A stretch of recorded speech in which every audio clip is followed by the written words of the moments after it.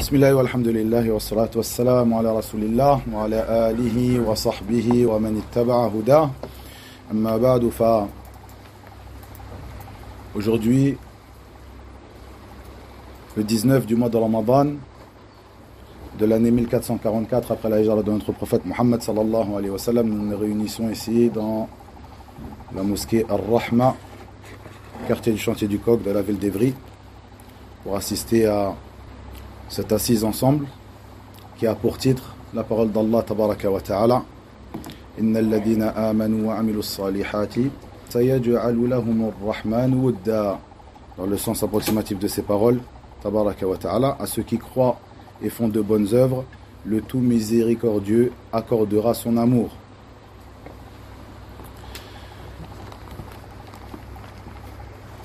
Le sujet du cours d'aujourd'hui traitera plus particulièrement de al-mahabba, l'amour, et en particulier l'amour entre les frères, l'amour qu'il y a entre les musulmans.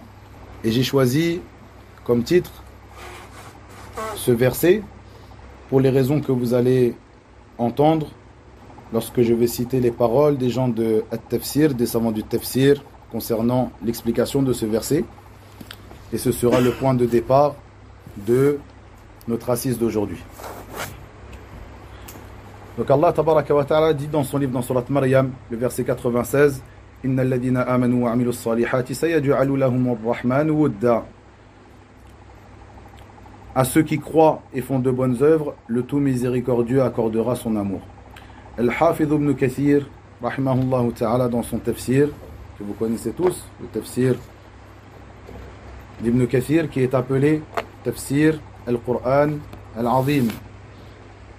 Il dit dans son explication de ce verset, dans le sens de ces paroles, rahimahullah, Allah le très élevé, ou Allah le très élevé, tabaraka wa ta'ala, nous informe, donc dans ce verset, qu'il mettra de l'amour dans le cœur de ses serviteurs, de manière générale, l'amour pour ses serviteurs qui œuvrent des bonnes œuvres et croient en lui, tabaraka wa ta'ala.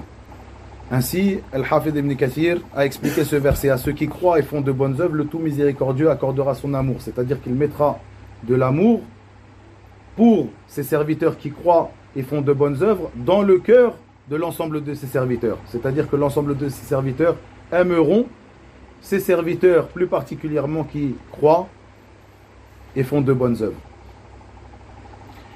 Il nous dit aussi que as-salihat, les bonnes œuvres, ce sont les œuvres qu'Allah tabaraka wa ta'ala agrée.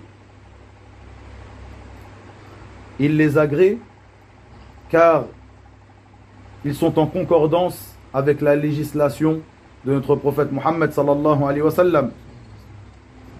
Et en effet, Allah tabaraka wa ta'ala nous a informé dans ce verset qu'il mettra donc dans le cœur de l'ensemble de ses serviteurs de l'amour envers ses serviteurs plus particuliers qui croient et font de bonnes œuvres.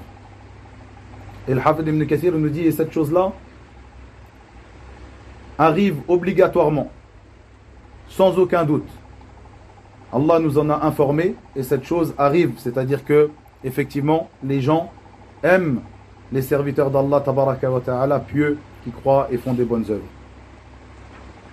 Puis il nous dit que il a été rapporté à propos de cela plusieurs ahadiths. Parmi ces ahadiths qu'il a cités, rahimahullah ta'ala, des ahadiths authentiques qui se trouvent soit dans les deux recueils authentiques, le recueil de l'imam al-Bukhari et le recueil de l'imam Muslim, soit dans l'un des deux. Il nous rappelle cette parole du prophète Muhammad sallallahu alayhi wa sallam, où il nous le dit dans le sens approximatif de ces paroles: lorsqu'Allah aime un serviteur, il appelle Jibril alayhi salam. Il appelle Jibril alayhi salam et lui dit: ô Jibril, j'aime un tel, aime-le donc. Et c'est alors que Jibril l'aime. Puis le prophète sallallahu alayhi wa sallam nous dit, par la suite, Jibril appelle auprès des habitants des cieux: certes, Allah aime un tel. Et à la suite de cela, les habitants des cieux, al-malaïka, qui peuplent les cieux, les anges qui peuplent les cieux aiment cette personne à leur tour. Puis le prophète sallallahu alayhi wa sallam nous dit, puis ensuite, il est placé pour ce serviteur que Allah aime, et que Jibril aime, et que les anges aiment, il est placé l'acceptation, il est placé pour lui sur la terre l'acceptation des gens de la terre. C'est-à-dire que les gens de la terre l'acceptent, le reconnaissent, l'aiment. Et dans ce même hadith, le prophète sallallahu alayhi wa sallam nous informe que lorsqu'il déteste une personne, il appelle Jibril et lui dit: oh Jibril, je déteste telle personne, déteste-le donc. C'est alors que Jibril le déteste. Puis il appelle dans les gens, dans ceux qui peuplent les cieux, el-malaïka, les anges. Certes, Allah déteste un tel, et c'est alors qu'il le déteste. Puis il est placé pour lui sur terre la non-acceptation des gens, c'est-à-dire que les gens de la terre le détestent. Et le Hafid ibn Kathir a rapporté cela pour illustrer cette parole d'Allah tabaraka wa ta'ala et l'expliquer. Le fait donc que lorsqu'Allah tabaraka wa ta'ala aime une personne, eh bien l'ensemble des gens des cieux et de la terre aiment cette personne. Et à quel moment Allah tabaraka wa ta'ala aimera une personne? Lorsque cette personne croira et œuvrera des œuvres pieuses. Al-Hafid ibn Kathir rapporta plusieurs autres ahadiths qui tendent dans ce sens-là, plusieurs narrations de ce hadith et d'autres ahadiths qui tendent dans ce sens-là. Puis il rappela les paroles de Salaf ridwanullahi alayhim sur l'explication de ce hadith, de ce verset, pardon.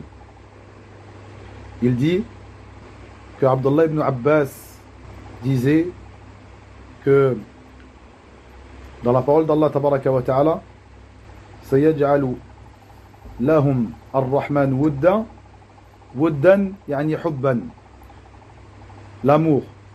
Et certains parmi les gens de science ont expliqué al-wudd. Vous savez que al-mahabba ou al-hub, c'est l'amour. Et al-wudd, on peut le traduire aussi par l'amour. Et certains parmi les gens de science ont expliqué al-wudd comme étant un amour pur. C'est-à-dire, c'est quelque chose qui est un degré plus élevé que le simple amour, que le hub. Al-wudd, c'est un amour qui est pur, sincère.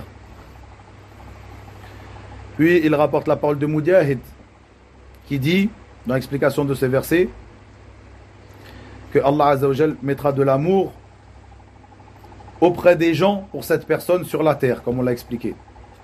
Il rapporte aussi la parole de Saïd ibn Jubayr qui dit que Allah les aimera, donc ceux qui croient et font de bonnes œuvres, Allah les aimera et il les fera aimer à ses serviteurs, c'est-à-dire que l'ensemble de ses serviteurs, de ses créatures aimeront cette personne. Et ceci est la parole d'autres parmi les savants du tafsir, parmi les salaf comme Dahhak, Ad-Dahhak et autres. Et lorsque le serviteur est conscient de cela et croit en cela, en la parole d'Allah tabaraka wa ta'ala et sa promesse ici, il convient qu'il prenne connaissance des caractéristiques qui se retrouvent chez la personne qu'Allah tabaraka wa ta'ala aime. On a évoqué ici, comme évoqué dans le verset, certaines de ces caractéristiques. De manière générale, ceux qui croient et font des bonnes œuvres. Il te convient de savoir ce qu'est la croyance, l'iman, la foi. Innal ladhina amanu wa amilus salihat. La foi. Qu'est-ce que la foi, la réalité de la foi?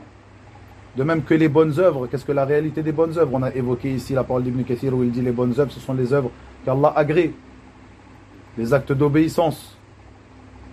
Et ceci est une parole générale, un terme général qui englobe beaucoup de choses.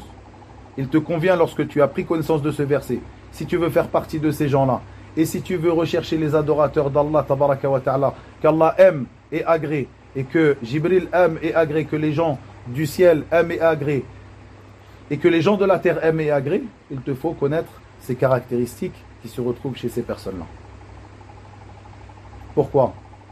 Afin que, Inch'Allah, tu en fasses partie et que tu prennes comme compagnie ces gens pieux, que tu les aimes à ton tour et que tu les prennes comme compagnie.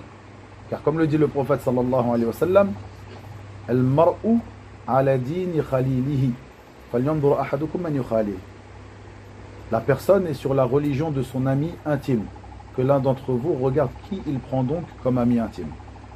Donc si tu connais ces personnes, par leurs caractéristiques, ces personnes qui sont des personnes aimées d'Allah tabaraka wa ta'ala, agréées de lui, azza wa jal, tu les prends comme amis intimes, tu fais de eux ta compagnie et ainsi tu espères que tu profites de cette compagnie et que cette compagnie déteigne sur toi. Et il est venu dans le hadith authentique, comme vous le savez, que le prophète sallallahu alayhi wa sallam nous dit, dans le sens de ses paroles, lance la plus solide de la foi, lance comme une tasse, la chose par laquelle tu te cramponnes, la chose par laquelle tu prends cette chose, lance la plus solide de la foi est al-hubbu fillah wal-bughdu fillah, l'amour en Allah et détester en Allah. Et on entend certaines personnes de nos jours dire, je n'ai jamais entendu parler avant aujourd'hui de l'wala wal-bara, l'alliance et le désaveu. On se demande si cette personne lit le Coran et entend les hadiths du prophète Muhammad sallallahu alayhi wa sallam. Allah azza wa jalla nous informe dans ce verset, nous informe de ses alliés et de certaines de leurs caractéristiques. Et dans ces hadiths que j'ai lus jusqu'à maintenant, il nous informe des caractéristiques de ses alliés et de ceux qu'il a détestés. Et dans ce hadith, nous voyons que ceci est l'ance la plus solide de la foi. Al-wala wal-bara, l'alliance et le désaveu. En Allah et pour Allah. Et dans ce hadith, lorsque tu étudies ce hadith et tu le comprends et tu essayes de le mettre en pratique, tu réaliseras alors la réalité de la foi, l'iman. Par le fait que tu aimeras en Allah et tu détesteras par Allah ou en lui. Car en effet, le serviteur est ordonné d'aimer en Allah et de détester en lui, tabaraka wa ta'ala. Qu'est-ce que la foi, ayyuha al-ikhwa? L'iman, la réalité de la foi, quelle est-elle? Allez, shabab. Fadal Yunus. En Allah, ses anges, ses messagers, ses livres, Ahsant. le jugement dernier, et accepter le destin qui soit favorable. Ahsant, ahsant. La foi, comme l'a cité ici, comme l'a cité ici votre frère Younes, comme l'a informé Jibril dans ce hadith qui est connu, le hadith de Jibril, est peut-être défini par les 6 piliers de la foi. De même, la foi chez les gens de la sunna est définie par ce que vous savez. C'est Allez, shabab, faddal. Ahsant, une croyance par le cœur, des paroles par la langue, des actes par les membres. Elle augmente et elle diminue. Pourquoi ceci est important de définir cela lorsque nous parlons de la foi et des caractéristiques des gens de la foi et autres? Car nous voyons que la foi est une croyance, une parole et des actes. La personne, lorsque tu vas rechercher cette personne qui fait partie des gens de la foi, des gens qui sont agréés d'Allah tabaraka wa ta'ala, qui font partie des alliés d'Allah tabaraka wa ta'ala, tu vas le rechercher par ses caractéristiques comme on l'a évoqué. Et ces caractéristiques, certaines sont cachées, certaines sont apparentes. Lorsque tu sais quelle est la réalité de la foi, tu vas rechercher cette chose-là. Ces personnes qui ont une bonne croyance, une croyance qui est conforme à la croyance de l'islam authentique. Cette croyance sur laquelle était notre prophète Muhammad sallallahu alayhi wa sallam et ses compagnons et ceux qui les ont suivis dans le bien. De même, cette personne qui prononcera ces paroles qui tendent vers cette croyance, de même que cette personne qui œuvrera les œuvres de bien. Et le fait que tu saches que, et ceci est la croyance des gens de la sunna, comme vous le savez, à l'inverse de l'khawarij, de l'wa'idiyya, de manière générale de l'khawarij ou al-mu'tazila, que la foi augmente et diminue. Tu verras donc que, et tu comprendras donc que les gens ne sont pas égaux dans leur foi. Donc ils ne sont pas égaux par rapport à ce sujet à propos duquel on parle ici. Dans l'amour d'Allah, ahsantum, ils ne sont pas égaux non plus dans l'amour que les serviteurs ont envers ces derniers. Ibn al-Qayyim rahimahullah ta'ala nous dit dans son livre Ighathatu al-Lahfan, il dit que l'amour qu'il y a, ou l'amour mutuel, l'amour qu'il y a entre les serviteurs et l'entente qu'il y a entre eux est factorisée par la foi et les œuvres pieuses. C'est-à-dire que le facteur qui fera que cet amour soit plus ou moins grand est la foi de chacun d'entre eux, de ses serviteurs, et les œuvres pieuses qu'ils œuvrent. Comme le dit Allah tabaraka wa ta'ala, comme dans ce verset, à ceux qui croient et font des bonnes œuvres, le tout miséricordieux accordera son amour. C'est-à-dire qu'il mettra entre eux, entre ses serviteurs, al-mahabba, l'amour. Et ainsi, ils s'aimeront les uns les autres. Et ainsi, ils se feront miséricorde les uns les autres. Et ainsi, ils seront doux les uns envers les autres, en fonction de ce que Allah tabaraka wa ta'ala aura mis dans le cœur de certains d'entre eux, envers les autres comme amour. Et Ibn Abbas, comme le rappelle Ibn al-Qayyim rahimahullah, dit, c'est-à-dire que Allah azza wa jalla les aime et les fait aimer son adoration. Encore une autre manière d'expliquer ce verset. Toutes ces paroles, comme vous le voyez, se rejoignent. C'est-à-dire que Allah azza wa jalla leur accordera son amour, c'est-à-dire qu'il les aimera premièrement et qu'il leur fera aimer aussi son adoration. Il les fera aimer ses adorateurs pieux et il les fera aimer son adoration, le fait de l'adorer et de pratiquer les bonnes œuvres. Et à l'inverse, les gens des péchés et de la perversion, même s'il y a entre eux une sorte d'amour, les gens des péchés de la perversion. Ici, lorsqu'on parle des péchés de la perversion, on parle de l'ensemble des péchés de la perversion. Et parmi ces péchés-là, faites bien attention, et ce point-là, on va appuyer dessus. Parmi ces péchés qui font partie des grands péchés, el-bida', les innovations. Donc lorsqu'on parle ici des gens des péchés et de la perversion, on parle sans aucun doute aussi des gens de l'innovation. Car parmi les plus grands péchés, el-bida' dans la religion, les innovations dans la religion d'Allah tabaraka wa ta'ala. Donc écoutez bien, il dit, rahimahullah, et les gens des péchés et de la perversion, même s'il y a entre eux une sorte d'amour et d'amour mutuel, eh bien cet amour-là mutuel se transformera en désaveu mutuel. Et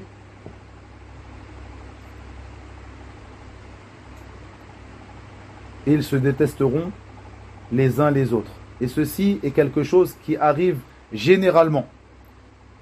Et ceci arrive dans cette vie d'ici-bas, avant l'au-delà, comme le dit Ibn al-Qayyim. Dans cette vie d'ici-bas, ils se détestent les uns les autres alors qu'ils étaient peut-être sur la même chose de base. Ils montraient une sorte d'amour, mais parce que cet amour n'était pas construit sur ce sur quoi doit être construit, l'amour sur laquelle est construit l'amour qu'il y a entre les croyants, eh bien, dans cette vie d'ici-bas, sans aucun doute, il arrivera qu'ils se détesteront au final les uns les autres. Même si tu les vois en apparence s'aimer. Tahsabuhum jami'an wa qulubuhum shatta. Je pense qu'ils sont ensemble, mais leurs cœurs sont éparpillés. Et dans cette vie, ceci dans cette vie d'ici-bas. Et dans l'au-delà, comme le dit Allah tabaraka wa ta'ala, dans le sens de ses paroles, il dit Azza wa Jal, les amis, ici il est traduit les amis, mais Allah Azza wa Jal dans le Coran, al-akhilla, c'est-à-dire un degré plus haut que l'amitié.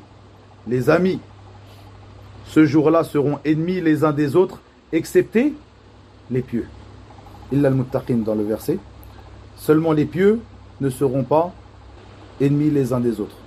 Seulement ces amis qui auront construit cette amitié sur autre que ce sur quoi doit être construit cette amitié et cet amour qu'il y a dans cette vie d'ici-bas.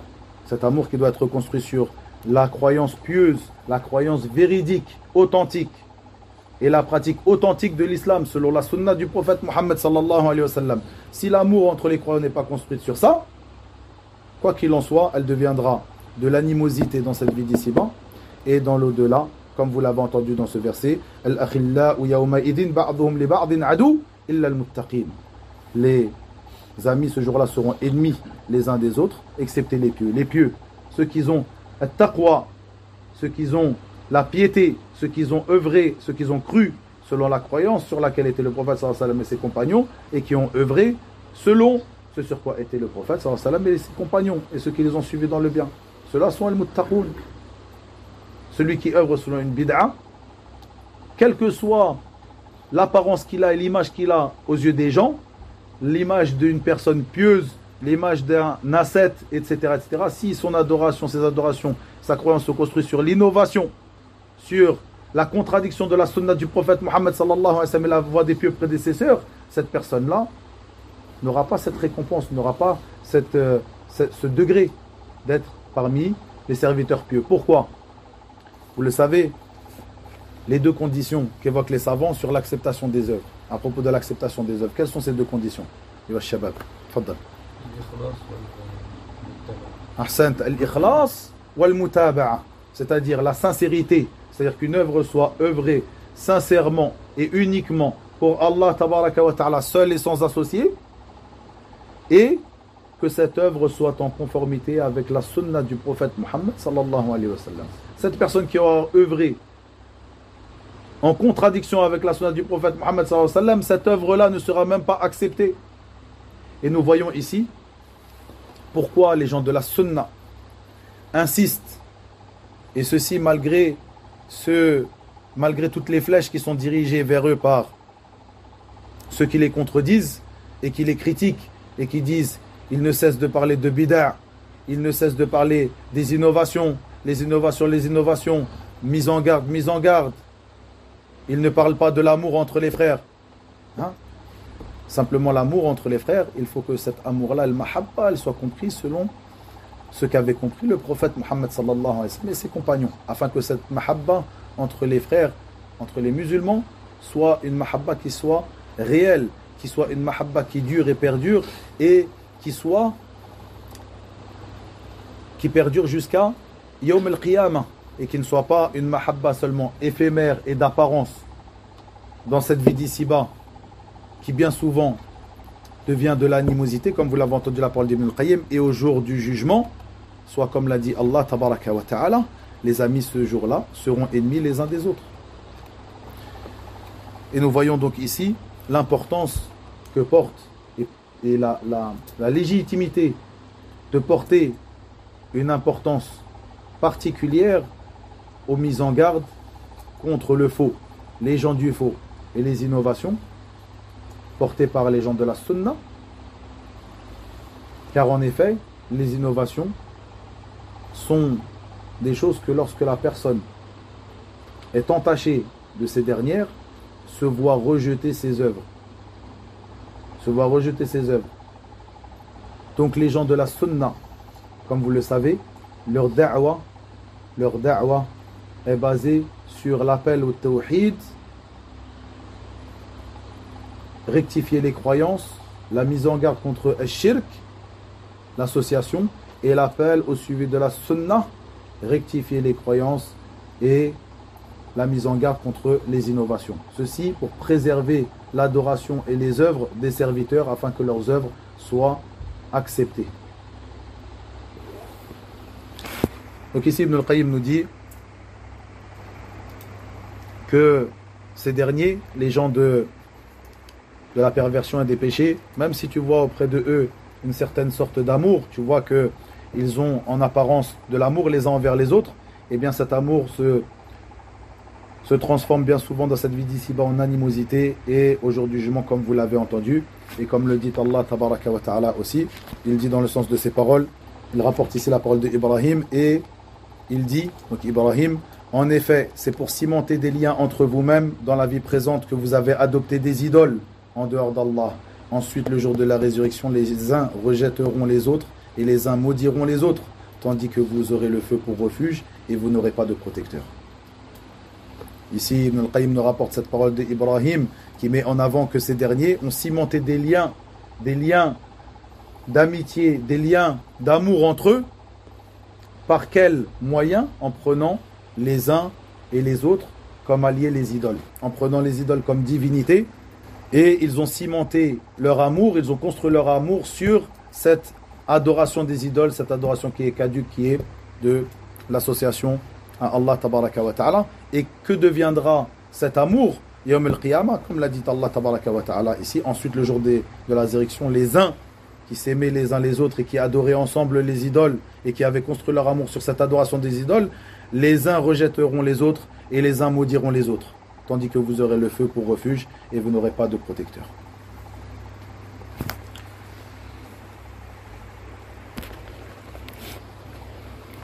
Après cette introduction un petit peu longue sur l'amour qu'il y a entre les frères, en prenant comme point de départ cette parole d'Allah Tabaraka wa Ta'ala dans Surat Maryam, je rappellerai rapidement pour terminer le cours d'aujourd'hui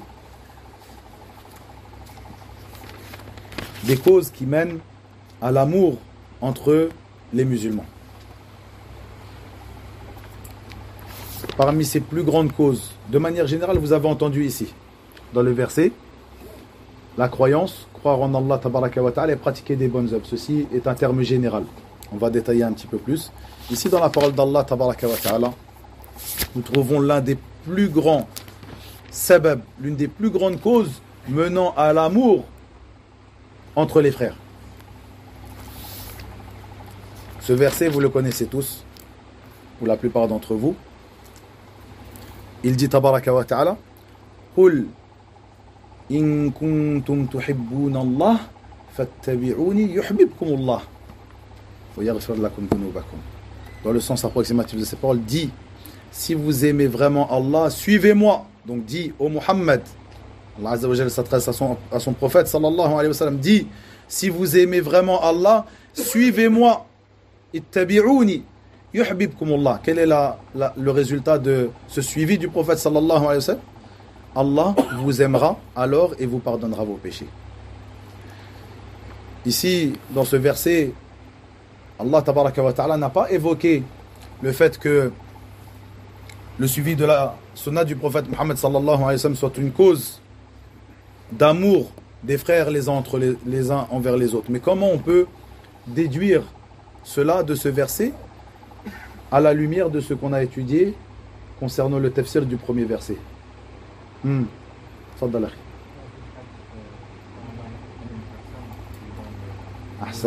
Ahsant, barakallahu fik. Par rapport au hadith qu'on a cité précédemment, par rapport au verset en premier lieu, le fait qu'Allah Azza wa Jal a promis à ceux qui croient et œuvrent des bonnes œuvres qu'il allait leur accorder leur amour, c'est-à-dire mettre de l'amour, les aimer et mettre de l'amour entre eux, ou mettre de l'amour dans le cœur de ses serviteurs de manière générale, pour ses serviteurs pieux en particulier. De même que, comme l'a dit votre frère Jazahullahu khayra, concernant ce hadith où Allah Azza wa Jalla, lorsqu'il aime une personne, il appelle Jibril, il dit: oh Jibril, j'aime un tel, aime-le. Puis Jibril appelle les gens des cieux, al-malaika, et il leur dit, ou ceux qui peuplent les cieux, al-malaika, il leur dit: oh Allah, il leur dit Allah aime un tel, aimez-le. Et les gens des cieux, ceux qui peuplent les cieux, l'aiment alors, et les gens de la terre, où il est placé pour lui sur la terre l'acceptation des gens de la terre, donc l'amour des gens de la terre. Et ici, nous voyons que le suivi de la sunna du prophète Muhammad sallallahu alayhi wa sallam est une des plus grandes causes menant à l'amour d'Allah tabaraka wa ta'ala pour son serviteur. Et comme on l'a vu dans le verset précédent et ce hadith, Allah Azza wa Jalla, lorsqu'il aime une personne, les gens de la terre l'aiment aussi. Les gens des cieux et de la terre l'aiment aussi. Donc nous voyons dans ce verset, nous déduisons de ces versets, nous comprenons de ce verset, à la lumière du verset précédent et des hadiths qui ont été cités, que l'une des plus grandes causes menant à l'amour entre les musulmans est le suivi de la sunna du prophète Muhammad sallallahu alayhi wa sallam. Le suivi réel de la sunna du prophète Muhammad sallallahu alayhi wa sallam. Car comme vous le savez, tout le monde prétend suivre la sunna. Il n'y a pas une personne, même parmi les groupes égarés, les gens de l'innovation, qui vous disent: nous ne suivons une autre sunna que celle de Muhammad sallallahu alayhi wa sallam.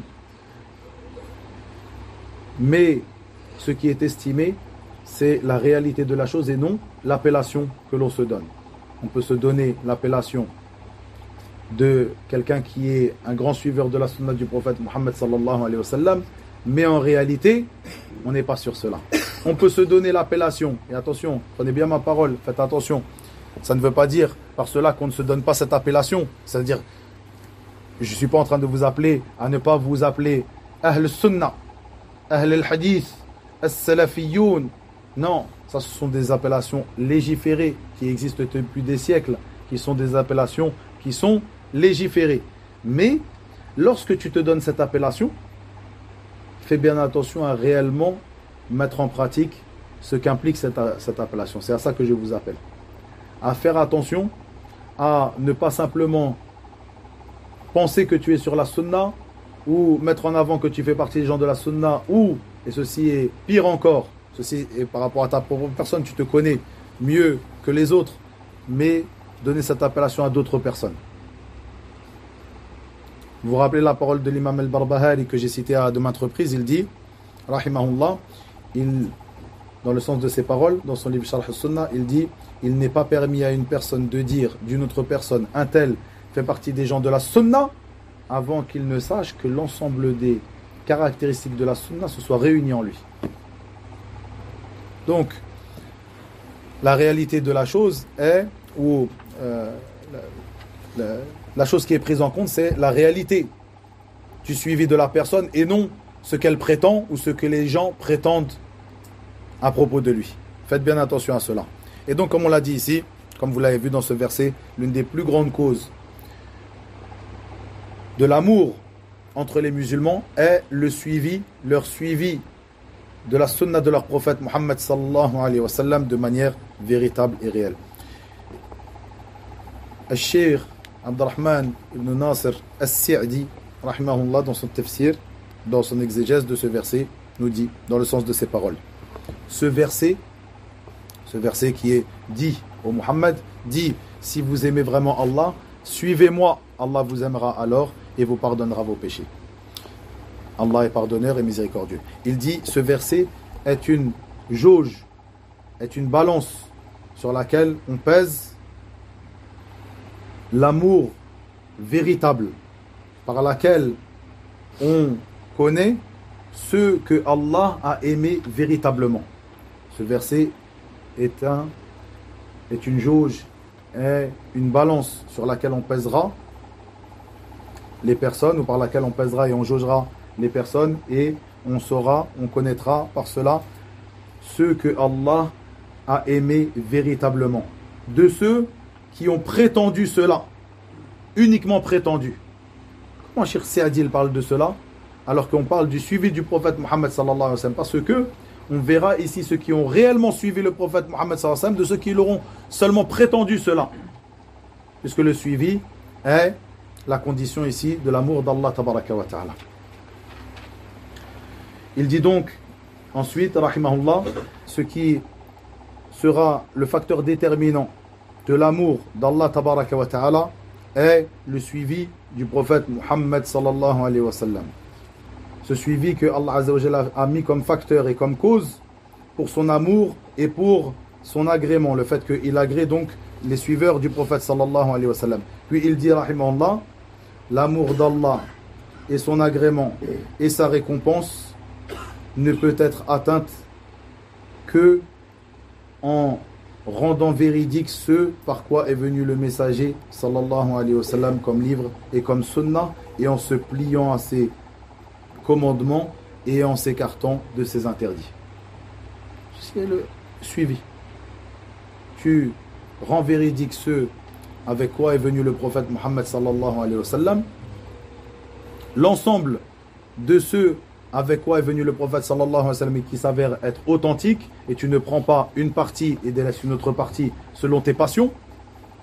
De même que obéir à ses commandements, même si ceci est difficile pour toi, tu obéis à ses commandements et tu t'écartes de ses interdits. Ainsi, le serviteur accédera à l'amour d'Allah tabaraka wa ta'ala, son agrément et sa récompense.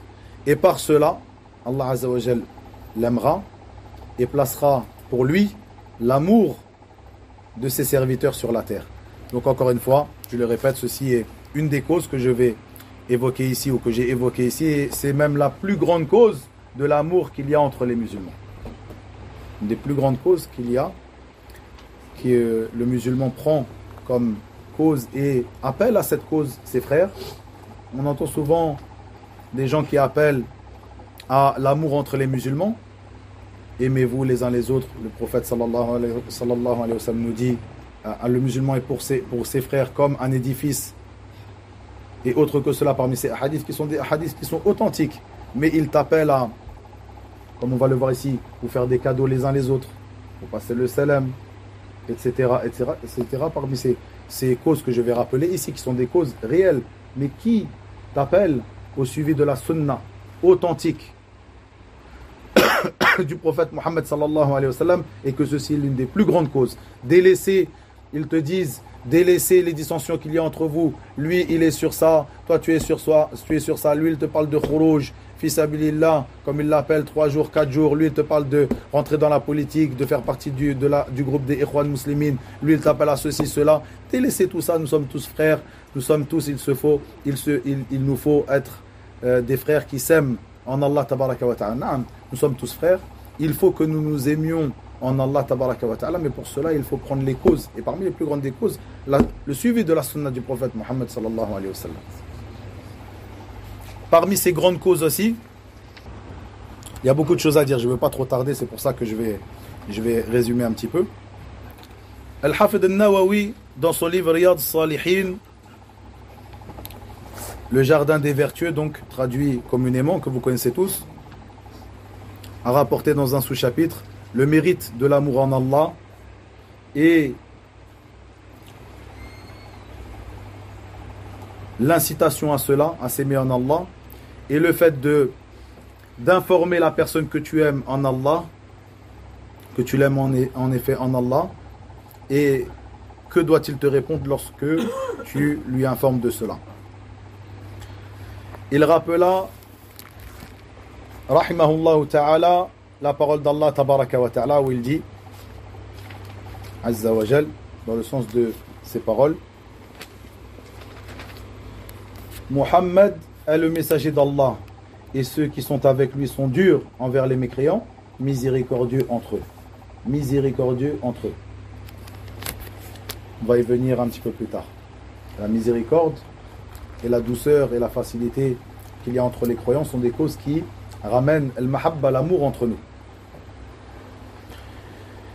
Il a rappelé aussi la parole d'Allah tabaraka wa ta'ala, où il dit, dans le sens de ces paroles, il appartient également à ceux qui avant eux se sont installés dans le pays et dans la foi, qui aiment ceux qui émigrent vers eux, qui aiment ceux qui émigrent vers eux et ne ressentent dans leur cœur aucune envie pour ce que ces émigrés ont reçu. Ici Allah Azza wa Jal parle, comme vous l'avez compris, comme vous le savez dans Surat Al-Hashr, de l'Muhajirun et de l'Ansar.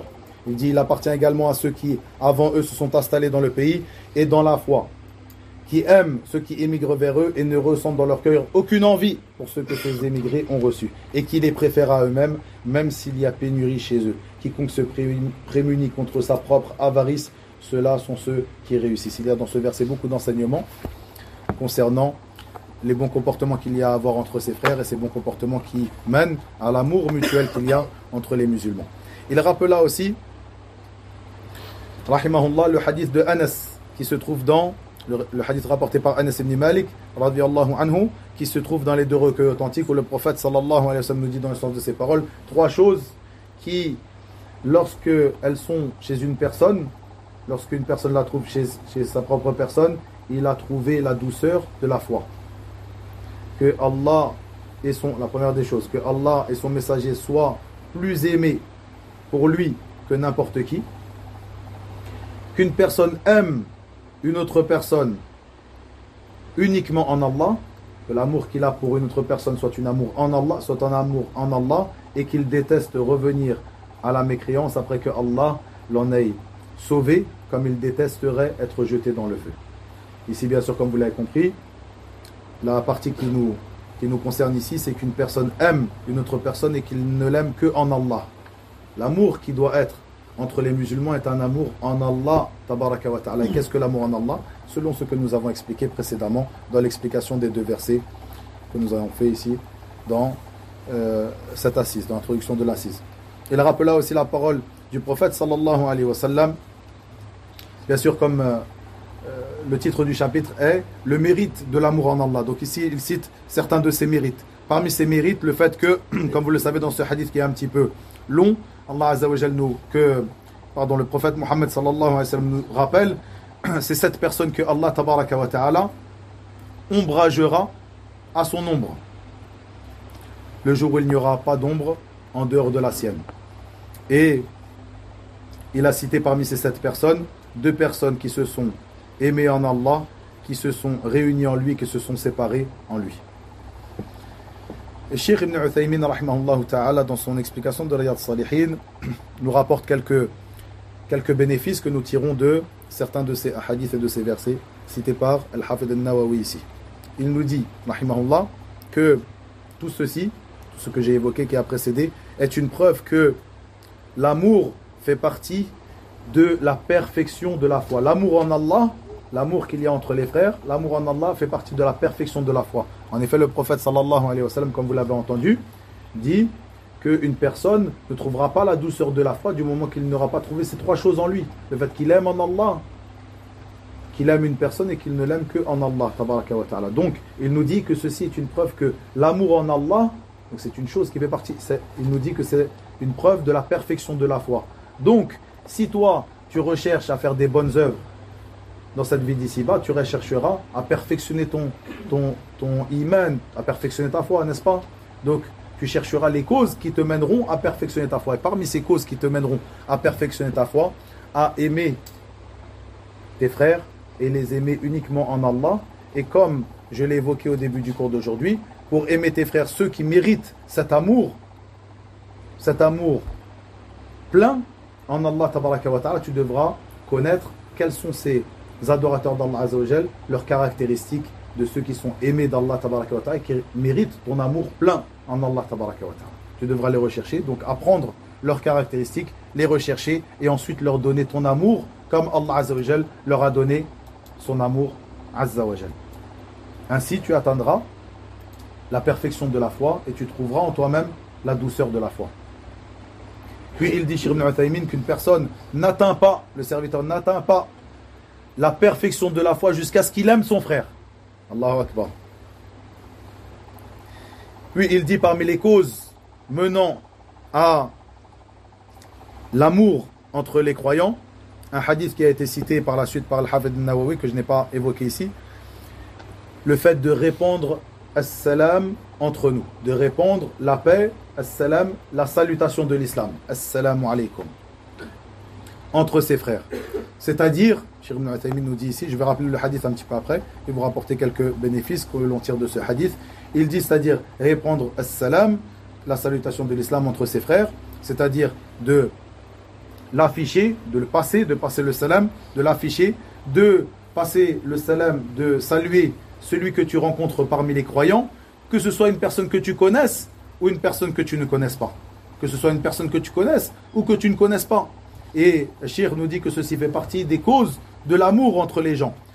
Pour cela, lorsque tu passes auprès de quelqu'un et que cette personne te passe le salam, tu l'aimes d'entrée. Et c'est une chose, Cheikh nous dit, c'est une chose que nous trouvons chacun entre nous, que nous trouvons chacun en nous.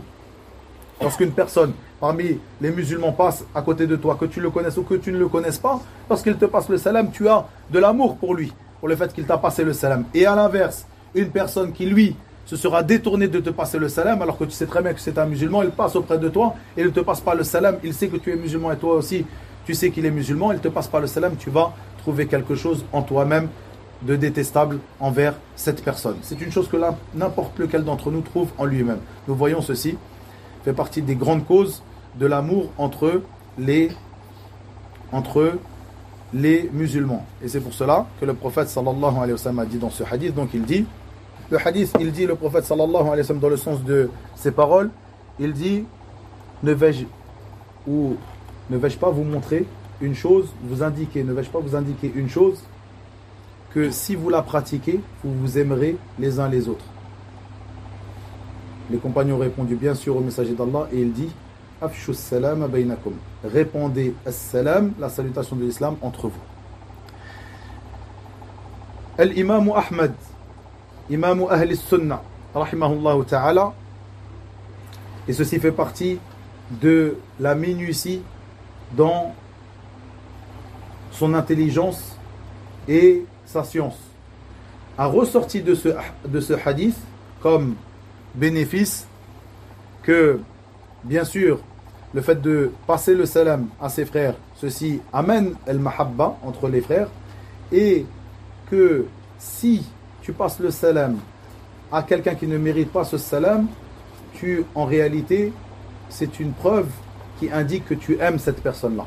Et en particulier, l'imam Ahmed, dans cette parole que je rapporte, a cité les gens de l'innovation, Ahlul Bid'a. Il dit que ce hadith-là est une preuve qui indique que les gens de l'innovation, on ne leur passe pas as-salam. Je vais détailler un petit peu plus pour ne pas prendre la parole comme cela. Je l'ai déjà détaillé, revenez à des cours où j'ai expliqué ce qu'on appelle el-hajr, le boycott. C'est quelque chose qui est légiféré. Et le boycott est de plusieurs sortes.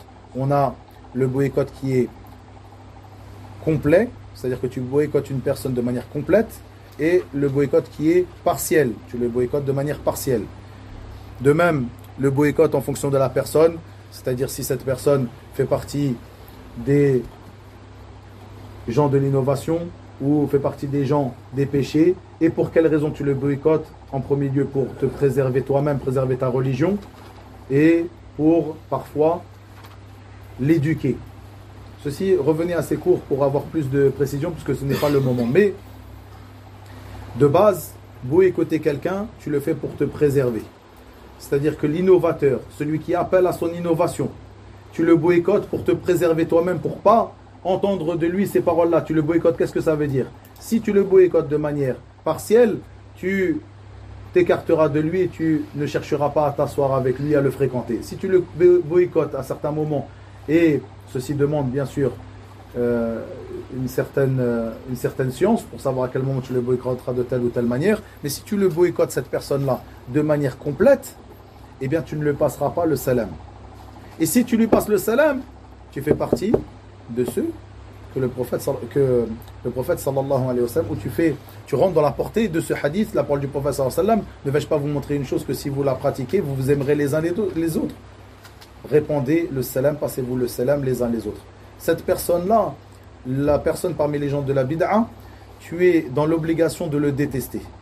De le détester de manière complète ou de manière partielle. Un musulman qui fait partie des gens de l'innovation, tu le détestes de manière complète ou de manière partielle? Hein? Là, on a compris la réalité de la foi. La foi, c'est une chose où les gens ne sont pas égaux. La foi augmente et diminue. La foi sont des croyances, des paroles et des actes. Une personne peut avoir atteint une foi complète, comme on l'a évoqué ici, et avoir une foi qui n'est pas complète. Donc forcément, le musulman, quoi qu'il en soit, du moment qu'il garde ce statut de musulman, cette personne-là, tu auras de l'amour pour lui. Puisqu'il garde une partie de la foi chez lui. Mais il peut être entaché par de la perversion, des péchés, et ces choses-là, sans aucun doute, tu les détestes. Parce que ce sont des choses que Allah déteste. Et cette personne-là, s'il fait partie des gens, des péchés, de la perversion, des innovations, c'est une personne, comme on l'a évoqué dans les hadiths précédents, que Allah déteste. Est-ce que Allah le déteste de manière générale ou de manière particulière? Sans aucun doute, du moment qu'il a cette parcelle de foi, Allah Azza wa Jal a de l'amour pour lui, tabaraka wa ta'ala. Mais ici, on parle de ce côté qui est à détester chez lui. Et en particulier, comme je l'ai dit, l'innovateur. Donc faites bien attention à cela. Ici, c'est un bénéfice que nous retirons ici de ce hadith, le fait que ceci fait partie des plus grandes causes attirant la mahabba, l'amour, ou amenant l'amour entre les frères, se passer le salam. Simplement se passer le salam les uns envers les autres. Et comme cela, une personne qui ne mérite pas ton amour, au moins qui ne mérite pas ton amour de manière complète, cette personne-là, parfois, tu ne devras pas lui donner ces causes qui mènent à l'amour entre les gens. Comme par exemple le salam, à certains moments, et bien sûr, revenez pour le détail de cela au cours qu'on a déjà enregistré concernant le hajr, etc. Ce n'est pas une chose à prendre à la légère et à pratiquer sans science. Comme cela, parmi les causes, la parole du prophète Muhammad sallallahu alayhi wa sallam, tahadaw tahabbu. Faites-vous des cadeaux les uns les autres, vous vous aimerez les uns les autres. C'est la même chose, ça fait partie des grandes causes qui amènent al-mahabba entre les frères, le fait de se faire des cadeaux les uns les autres. Même si ce n'est qu'un petit cadeau, même si ce n'est excusez-moi, qu'une chose qui en apparence a l'air pour toi insignifiante, mais du moment que ça rentre dans la portée du cadeau, ça rentre dans la portée du hadith du prophète Muhammad sallallahu alayhi wa sallam. C'est qu'un stylo en cadeau. Ça a l'air d'être quelque chose d'insignifiant, mais ça rentre dans la portée du Hadith du prophète sallallahu alayhi wa sallam, faites-vous des cadeaux les uns les autres, vous vous aimerez les uns les autres. Et pareil que ce que l'on a évoqué ici concernant as-salam, cette chose-là, tu ne le fais pas non plus avec des gens qui ne méritent pas cet amour. Bien sûr, il y a des cas particuliers où par exemple pour attirer quelqu'un qui fait partie des gens des péchés, des gens de la perversion, des gens de l'innovation, pour l'attirer vers l'obéissance à Allah, pour l'attirer vers la sunna, à ce moment-là tu pourras lui faire un cadeau, mais ce cadeau-là, tu le feras pour le faire aimer, pour l'attirer à l'islam authentique, pour l'attirer à l'obéissance à Allah tabaraka wa ta'ala. Vous avez compris? Mais en tout cas, avec les gens de la foi, tu fais ces cadeaux, vous faites ces cadeaux les uns les autres pour vous aimer, renforcer cet amour qu'il y a entre vous. De même que de s'entraider, l'entraide de manière générale. Comme le dit Allah tabaraka wa ta'ala, wa ta'awanu 'alal birri wat taqwa wa la ta'awanu 'alal ithmi wal 'udwan. Allah azza wa jalla nous ordonne de nous entraider les uns les autres dans al birr wat taqwa, la bonté et la piété. Et l'entraide qu'il y a entre les musulmans, dans tout ce qui rentre dans la portée générale de la bonté et de la piété. Tout ce qui rentre dans cette portée générale. Eh bien, ceci est une des grandes causes qui amène le mahabba entre les frères, au moment où vous vous entraidez les uns les autres. Et parmi les choses qui sont les plus grandes, c'est-à-dire qui rentrent en premier lieu dans ce terme général de la bonté et la piété, les œuvres pieuses. Et parmi les plus grandes de ces œuvres pieuses, l'étude de la religion d'Allah tabaraka wa ta'ala. Le fait juste de prendre ton frère en voiture et de l'emmener dans un cours de sciences, tu as fait un grand bien. Et cette chose-là est une des grandes causes qui amène à la mahabba.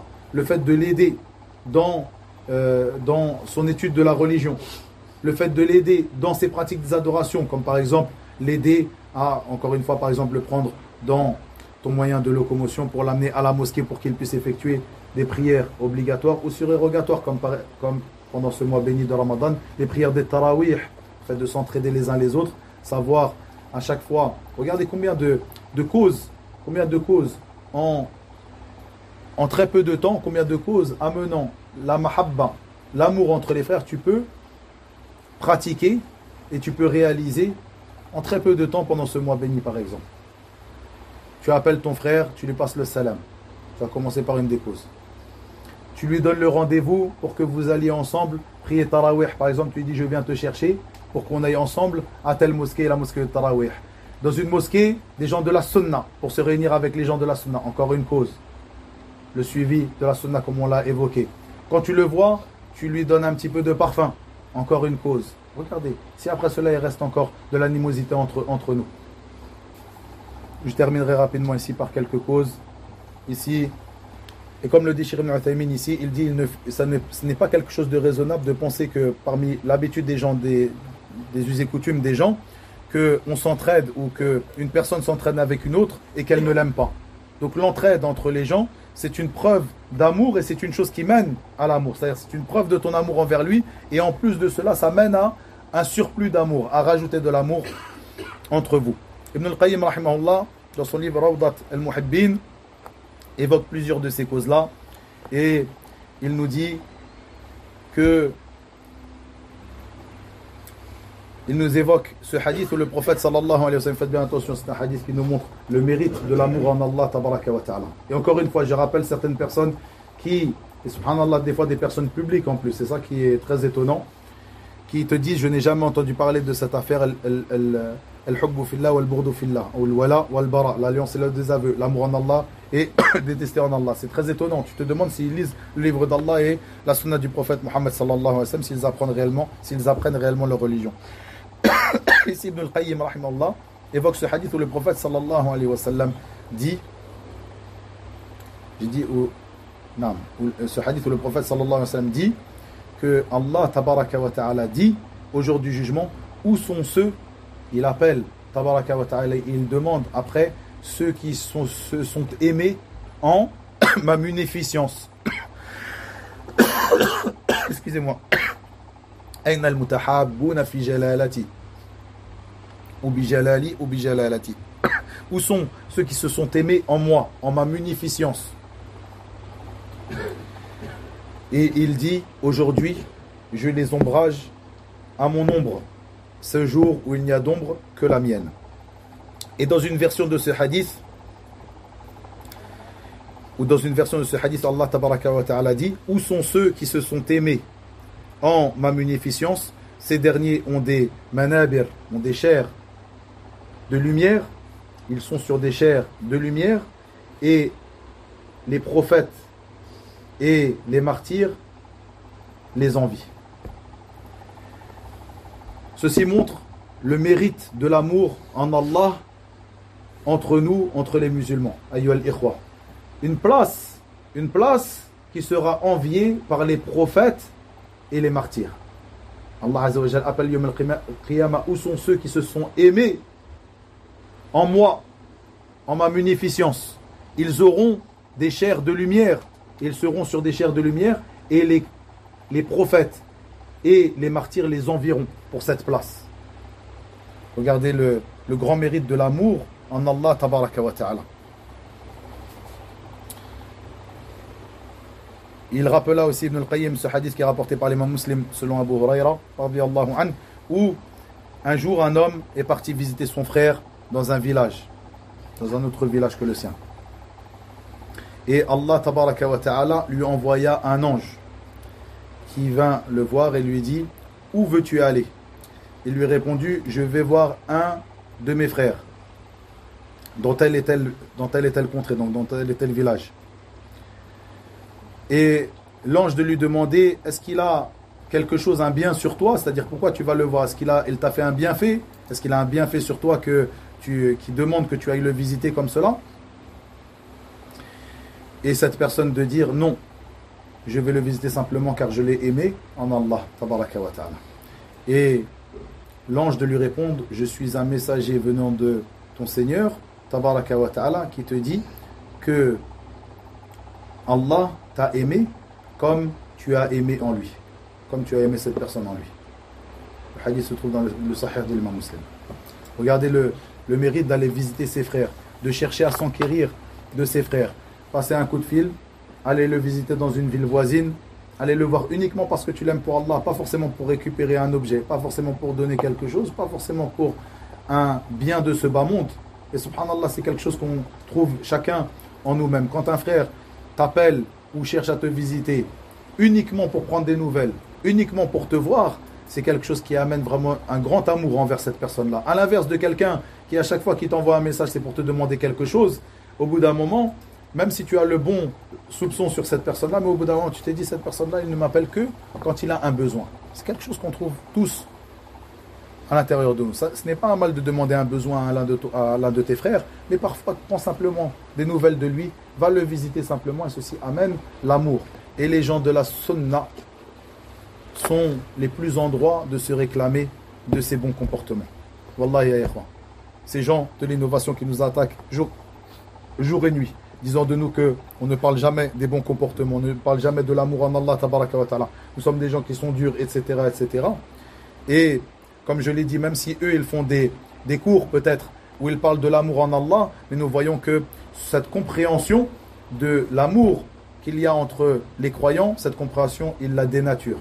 Il ne l'explique pas comme